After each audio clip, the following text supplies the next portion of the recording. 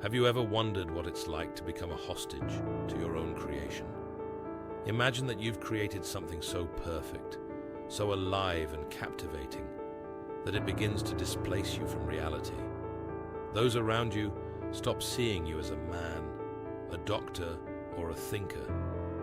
To them, you are merely a shadow standing behind a genius you invented yourself. This is the story of a man who spent his entire life trying to prove to the world that he was something more than just the creator of Sherlock Holmes. But the world stubbornly refused to listen. Arthur Conan Doyle never planned on becoming the king of the detective genre. He saw himself as a serious historical novelist, a new Walter Scott, a young doctor with the sturdy build of a rugby player and the soul of a knight. He opened a private practice in Southsea. Patients were scarce, the waiting room was silent, and to keep from going mad with boredom, Arthur began to write. Thus, on cheap paper, between prescriptions for tonics, a study in scarlet was born. He created a hero who conquered chaos with pure logic.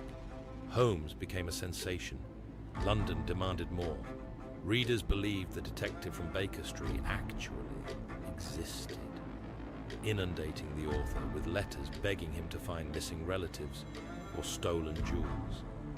But for Doyle himself, Holmes quickly became a curse. While Arthur dreamed of great chivalric epics like The White Company, the public demanded new adventures.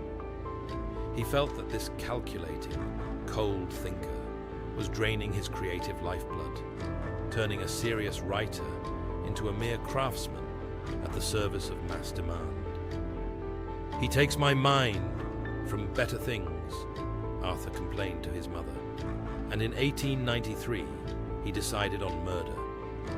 At the Reichenbach Falls, the author plunged his hero into the abyss along with Professor Moriarty. Doyle was happy. He felt like a freed slave. The public reaction was shocking. London went into mourning. People walked the streets with black armbands, newspapers ran obituaries, and Queen Victoria was rumored to be furious. Doyle was cursed, threatened, and pleaded with. For 10 years, he held his ground, trying to write about war, history, and politics. But in the end, Iron Arthur surrendered, not just for the money, though it played a part, but because Holmes proved stronger than his creator. He resurrected the detective, finally accepting that this shadow would haunt him to his grave. Yet, in Conan Doyle's own life, there was something that defied all deduction. The man who glorified the power of reason took the strangest turn imaginable in his later years. After losing his son, brother, and nephews in the First World War, Arthur turned to spiritualism. He began to believe in fairies, in the possibility of communicating with the dead, and spent vast fortunes promoting mysticism.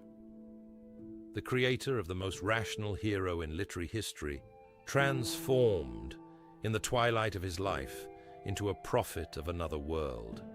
He was mocked in the press and dismissed as a senile old man, but he stood his ground with the same stubbornness he once used to try and kill Holmes.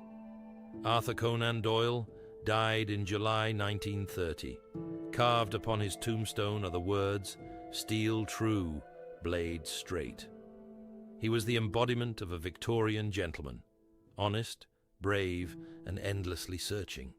He gave the world the perfect tool for understanding reality, yet he chose to believe in miracles.